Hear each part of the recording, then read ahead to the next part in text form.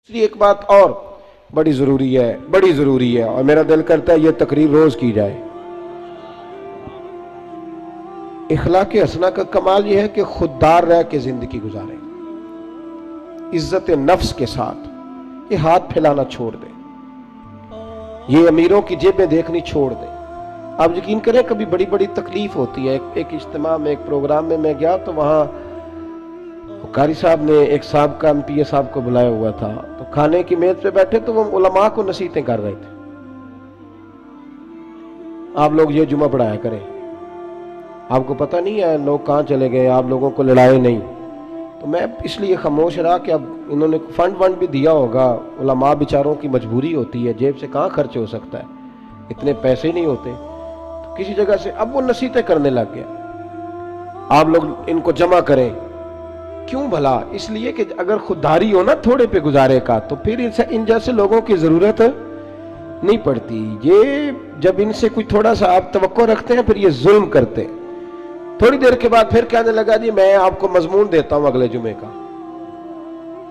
आपने अगले जुमे ये तकरीर करनी है। तो फिर मेरी भी कई दफा मजबूरी है, कुछ रगें ऐसी हैं जो नहीं सांस लेने देती। वो रजा के नेज़े की मार है कि अदूब के सीने में गार है, फिर किसे चारा जो ही का वार है कि ये वार वार से पार है।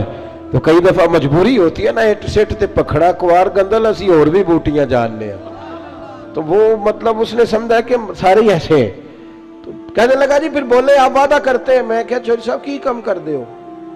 कहता भांडे बनाने। मैं क्यों ही बनाया करो ध्यान नाल, ये उलमा के मामलात में मुदाखलत बंद कर दे। आपको क्या पता क्या मौजू बयान करना है, आप उलमा को मशवरा देंगे, जय काम करें अपना। कभी किसी ने उठ के पायलट को मशवरा दिया कि जहाज सही चला, उसके पास ट्रेनिंग है, वो मर्जी करेगा, जिस तरह का उसका दिल करेगा वो चलाएगा। कभी किसी ने बस के ड्राइवर को उठ के मशवरा दिया कि ये वाला गियर लगा, गाड़ी ये गियर मांग रही है। आप खुदा का खौफ करें, ये 8 साल मदरसे में पढ़ा है, इसको पता है इसने कैसे करके दीन चलाना है। और उलमा ने अल्हम्दुलिल्लाह उलमा ये जितनी आपको कहते हैं जी मौलवियों ने क्या किया है, तो मैंने कहा मस्जिदें कम होती हैं, कुरान सुनाने वाले ज्यादा होते हैं।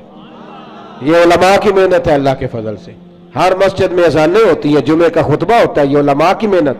और फिर मैंने उनसे किबला से भी अर्ज की, मैंने कहा छोड़ दे आप हमें बुलाएं, मस्जिद वाला स्पीकर चलाएं, अब कोई बंदोबस्त ना करें, आप मस्जिद की चटाइयां बिछाएं। हमको मोहताज है कि हमें बहुत ज्यादा बंदोबस्त होगा तो नोट गिरेंगे तो तब भी तकरीर होगी। ये रसूलुल्लाह का दीन है। अगर कुफारे मक्का के मजमे में खड़े होके अकेले जनाब अबू बकर सिद्दीक मुस्तफा की शानें बयान कर सकते हैं, तो हम भी हर जगह खड़े होकर बयान कर सकते हैं। तो कोई ऐसा मुश्किल काम नहीं है।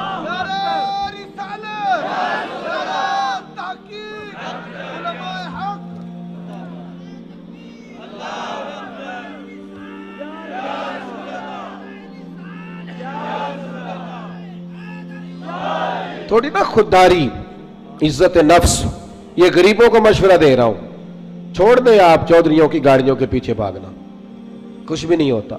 आप छोड़ दें उनकी परवाह करनी, आप एक एक बच्चे को खुद खर्च उठाएं, आप खुद देखें हमने कैसे इनको लेकर के आगे जाना। खुददारी से जिए, इज्जत नफ्स। एक बात मुझे बताओ, जिसने हराम का माल कमाया है और रोजाना छोटे गोश्त से रोटी खाता है, वो ज्यादा अच्छा है या जो हलाल खाता है पर अचार से खाता है वो ज्यादा अच्छा है? आप अजीब बात करते हैं मियाँ।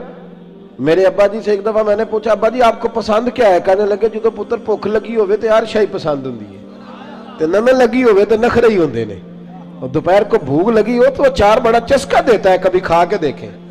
शर्त यह है कि भूख लगी हो, चटनी की जो लज्जत होती है वो और होती कोई नहीं। आप मेहरबानी करें, गुड़ से भी रोटी गुजर जाती है। मैंने अल्हम्दुलिल्लाह खुद प्याज से खाना खाया। मैं दोपहर को घर आया स्कूल से, तो अम्मा जी से पूछा, अम्मा जी रोटी है? कहने पुत्र कोई नहीं।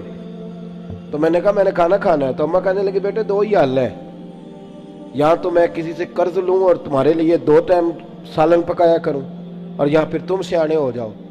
तो मैंने कहा जी नहीं आप कर्ज नहीं लें, आप बताएं क्या करना है। तो कहने लगी तुम्हारा अब्बा खा के गया अभी अभी प्याज के साथ रोटी, गुजर जाएगी। मैंने कहा आप लाएं, इंशाल्लाह गुजरेगी, क्यों नहीं गुजरेगी, हलक से गुजरेगी, क्या इसमें हर्ज है। आप अपनी मिट्टी पे चलने का तरीका सीखें, किसी के संगे मरमर पे चलोगे तो फिसल जाओगे।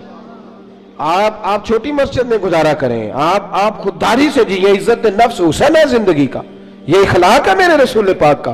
पढ़ो तिरमिज़ी शरीफ, हजरत सोबान बिन मालिक को सामने बिठा के नबी पाक ने फरमाया सजना तुझ पे प्यार बड़ा आ रहा है, हुजूर हुक्म करे। फरमाया हुक्म यह है कि एक वादा तू मेरे साथ कर, एक मैं तेरे साथ करता हूं। या रसूलल्लाह हुक्म करे, तो नबी पाक ने फरमाया तू वादा कर किसी दुनियादार के आगे हाथ नहीं फैलाएगा, और मैं वादा करता हूं रब तुझे बगैर हिसाब के जन्नत अता फरमाएगा। छोड़ दुनियादारों से मांगना, मांगना है तो रब से मांग, रब के रसूल से मांग। आप ये क्या बात करते हैं भाई? वो एक शायर था ना, कभी गुजर रहा था पास से, तो ये शायर नाराज ना हो जाए, मेरा बड़ा अच्छा शेरी ज़ौक है, शायर नाराज। कई दफा शायरों की जो पोजीशन होती है वो काबिल रहम होती है, वो चादर सी ओढ़ लेते हैं बेचारे, और सर्दियों की रातों में भी चौकों पे बैठे रहते हैं। तो ऐसा ही कोई शायर बैठा था, तो एक सेठ गुजरा, तो उसने 5 रुपए ना फेंक दिए। वो शायर ने बुलाया, उसने कहा ये क्या है? कहने लगा जी वो मसला ये है कि आपकी हालत बड़ी अजीब थी, तो मैंने कहा चलो खर्चा चल जाएगा। तो उसने कहा उठा अपने पैसे, मेरा तो इश्क में ये हाल है, वरना मैं कोई सेठों का मोहताज तो नहीं ना। उसने एक शेर कहा था, मुझे जिंदगी भर रह गया, कभी कभी जब अपनी मौज में होता हूं तो अकेला भी पढ़ता रहता हूं। वो शायर उस सेठ से कहने लगा ये आरज़ू करम और मैं आपसे करूं, ये आरज़ू करम और मैं आपसे करूं, ये भीख उसको दीजिए जिसका खुदा ना हो, ये भीख उसको दीजिए जिसका खुदा ना हो।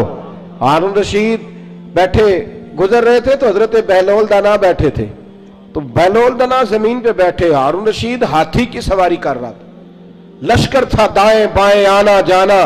तो बहलोल दना जमीन पे बैठे थे, मिट्टी के साथ खेल रहे थे। हारून रशीद आया, अस्सलाम वालेकुम बाबा जी कैसे हो? फरमाया बड़ा शुक्र है अल्लाह का।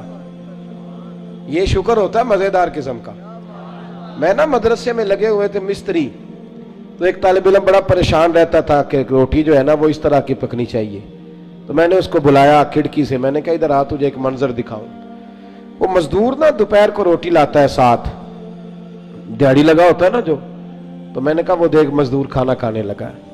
वो अचार 2 रोटियों के बीच रख के लाया है, और फिर टूटियों पे बैठ के उसने हाथ धोए, फिर पानी का गिलास भरा, फिर उसने जब रोटी खोली ना तो वो पोने को भी सारा अचार लगा हुआ था, और फिर उसने कई दफा बिस्मिल्लाह पढ़ी, और फिर जब वो रोटी खा रहा था, रोटी खा के फिर उसने पोना लपेटा, और उसकी आंखों में रेत थी, पर जब वो शुक्र अदा कर रहा था ना, और हाथ बांध बांध के आसमान की तरफ देख रहा था, तलफ्फुज तो इतना अच्छा नहीं था उसका, पर उसकी बॉडी लैंग्वेज कह रही थी जो बयान कर रहा है ना वो रूहों से बयान कर रहा है, वो अंदर से आवाज आ रही है अंदर से। ये 300 रुपया शाम को मजदूर को दिहाड़ी मिलती है, तो वो 3 दफा हाथ साफ करता है, फिर बिस्मिल्लाह शरीफ कह के पकड़ता है। तो जो खतीब साहब कहते हैं कि वो 35,000 अकाउंट में करा देना, उन्होंने तो कभी बिस्मिल्लाह नहीं पढ़ी। ये जब आप ऐसे नोट फेंकते हो तो कभी नाथ खा को देखा बिस्मिल्लाह पढ़ते हुए? सवाल ही नहीं पैदा होता। उसको तो पता है कि अब कौन सा शेर है जो बार बार पढ़ूंगा तो उस पर नोट आएंगे, उसको तो पता है।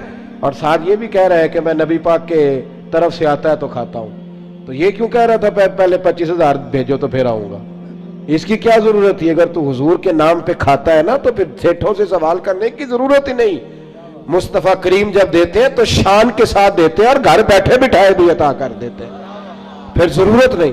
बहलोल दना बैठे थे, तो हारून रशीद करीब से गुजरा, बाबा क्या हाल है? का बड़ा अच्छा। कहने लगे बाबा कोई हुक्म ही कर दे।